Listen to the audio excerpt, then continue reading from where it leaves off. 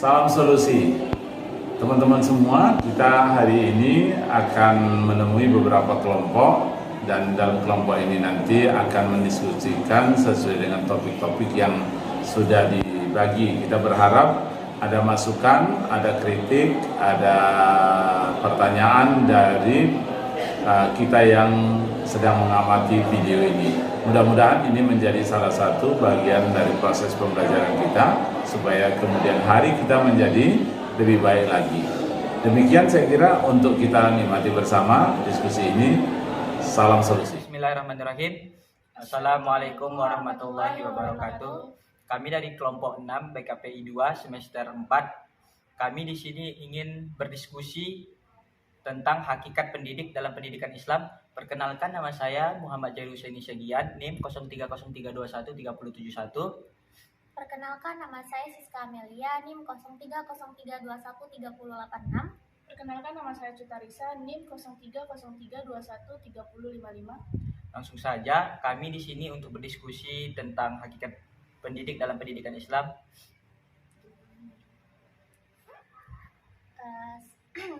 Saya ingin bertanya kepada Saudara Jawahir Husaini, bagaimana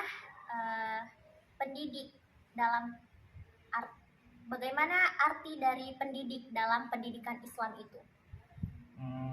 Pendidik itu ialah, menurut saya, pendidik adalah orang dewasa yang bertanggung jawab memberikan pertolongan pada peserta didiknya dalam perkembangan jasmani, rohani, agar pencapaian tingkat kedewasaan mampu berdiri sendiri dan memenuhi tingkat kedewasaannya, mampu mandiri dalam memenuhi tugasnya sebagai hamba Allah Subhanahu wa taala, yang mampu melakukan tugas sebagai makhluk sosial dan sebagai makhluk individu yang mandiri. Menurut saya sendiri seperti itu. Baik, terima kasih kepada Saudara Jawahir.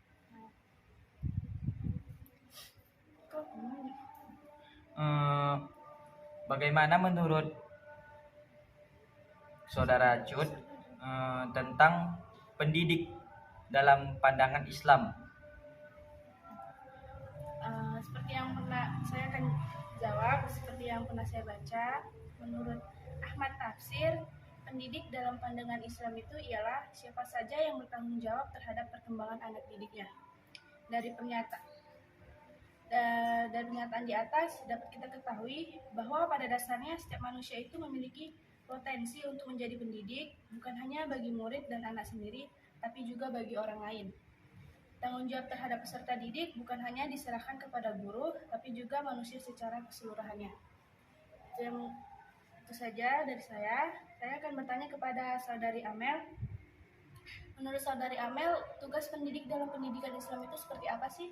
Nah, tugas pendidik dalam pendidikan Islam itu, pendidik tidak hanya bertugas untuk mengajar ya, juga mendoktrin peserta didiknya untuk menguasai seperangkat pengetahuan dan skill tertentu dari peserta didik tersebut. Jadi pendidik juga bertugas sebagai motivator dan fasilitator dalam proses belajar mengajar, seperti itu.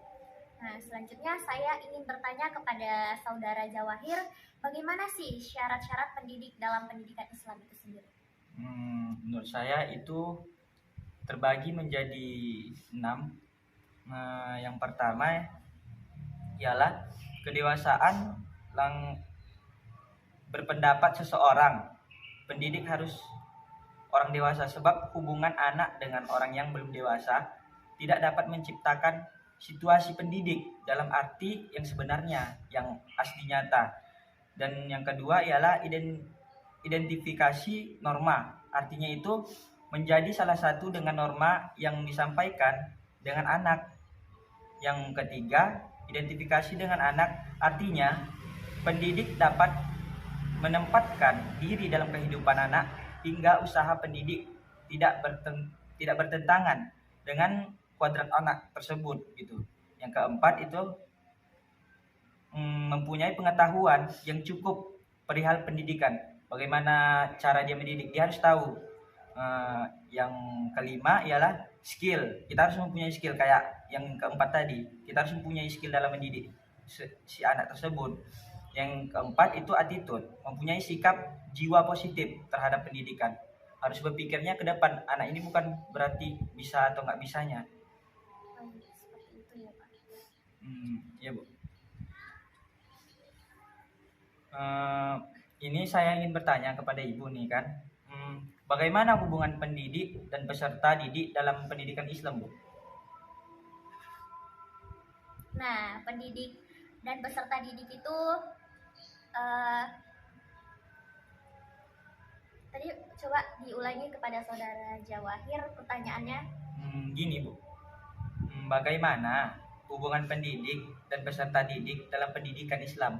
Dalam pendidikan Islam itu bagaimana Bu? Oke baik, jadi pendidik dan peserta didik ini ada dua komponen yang tidak dapat dipisahkan ya. Antara keduanya saling memiliki peran dalam proses pendidikan. Nah, hakikat pendidik adalah memberi pengajaran kepada peserta didik, baik langsung maupun tidak langsung. Seperti itu.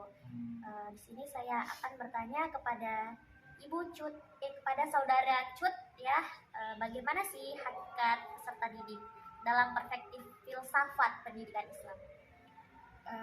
Menurut saya dalam falsafah pendidikan Islam itu peserta didik itu mencakup seluruh makhluk Allah Subhanahu wa taala seperti malaikat, jin, manusia, tumbuhan, hewan, dan sebagainya.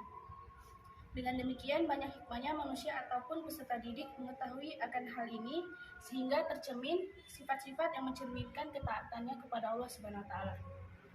Selanjutnya saya akan bertanya kepada saudara Jawahir. Menurut Anda bagaimana kedudukan pendidik dalam perspektif pendidikan Islam?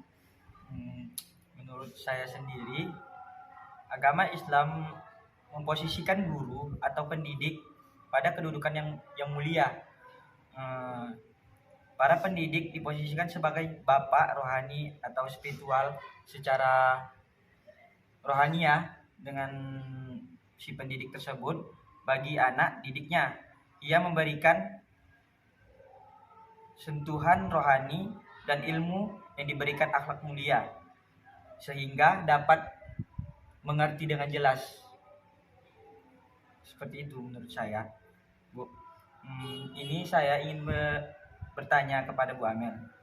Mengapa seorang guru pendidik dalam Islam memiliki kedudukan yang tinggi di hadapan Allah Subhanahu wa taala? Mengapa? Baik, jadi agama Islam itu memposisikan guru atau pendidik pada kedudukan yang mulia.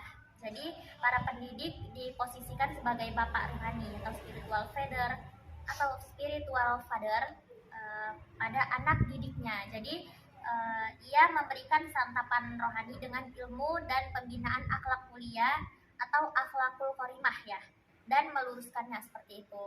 Nah, selanjutnya saya akan bertanya kepada saudari Cut, apa saja sih kompetensi yang harus dimiliki guru pendidik menurut pendidikan Islam itu sendiri? Nah, baik, di sini saya akan menjawab. Berdasarkan hasil analisis data, kompetensi yang harus dimiliki oleh guru pendidikan agama Islam menurut Abuddin Nata yaitu terdiri dari kompetensi pedagogik, kompetensi kepribadian, kompetensi sosial, dan kompetensi profesional. Selanjutnya, saya akan bertanya kepada saudara Jawahir, bagaimana seharusnya peran peserta didik dalam perspektif pendidikan Islam? Saya akan mencoba menjawabnya. Perspektif dalam pendidikan Islam yakni ialah ilmu hanya berasal dari Allah.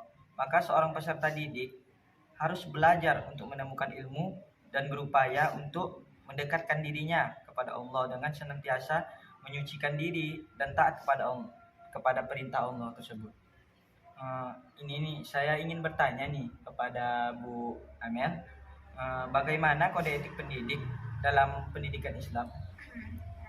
Kode etik pendidik dalam pendidikan Islam itu ada 10 ya. Itu yang pertama itu adalah menerima segala problem peserta didik dengan senang hati dan sikap yang terbuka juga tabah.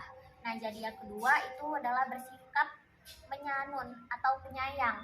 Nah, itu yang ketiga ada menjaga kewibawaan dan kehormatan. Yang keempat itu ada menghindari dan menghilangkan sikap angkuh. Yang kelima ada bersikap rendah hati. Yang keenam itu ada menghilangkan aktivitas yang tidak berguna. Seperti itu. Dan yang ketujuh itu bersifat lemah lembut dalam menghadapi peserta didiknya. Yang ke-8 ada meninggalkan sifat marah dalam menghadapi problem peserta didiknya. Yang ke-9 itu ada memperbaiki sikap peserta didiknya. Dan yang ke-10 itu ada meninggalkan sifat yang menakutkan bagi peserta didiknya, terutama kepada peserta didik yang belum mengerti dan mengetahui. Selanjutnya saya akan bertanya kepada saudari Cut. Nah, sebagai seorang pendidik, sifat apa yang harus ada dalam seorang pendidik, apalagi nih di dunia pendidikan Islam? Baik, di sini saya akan menjawab. Menurut saya pribadi, seharusnya pendidik itu harus memiliki semua sifat-sifat yang baik. Salah satunya yaitu dia harus memiliki sifat kasih sayang kepada anak, lemah lembut, rendah hati, adil, penyayang, menghormati ilmu yang dia kuasai atau yang bukan dia kuasai, menyenangi ijtihad, konsekuen, perkataannya sesuai dengan perbuatan dan sederhana. Itu sih menurut saya. Mungkin teman-teman sudah mengerti ya lebih sedikitnya tentang diskusi kita hari ini. Terima kasih atas partisipasinya. Lebih dan kurangnya kami mohon maaf. Kami ucapkan wabillahi taufiq wal hidayah. Wassalamualaikum warahmatullahi wabarakatuh. Terima kasih.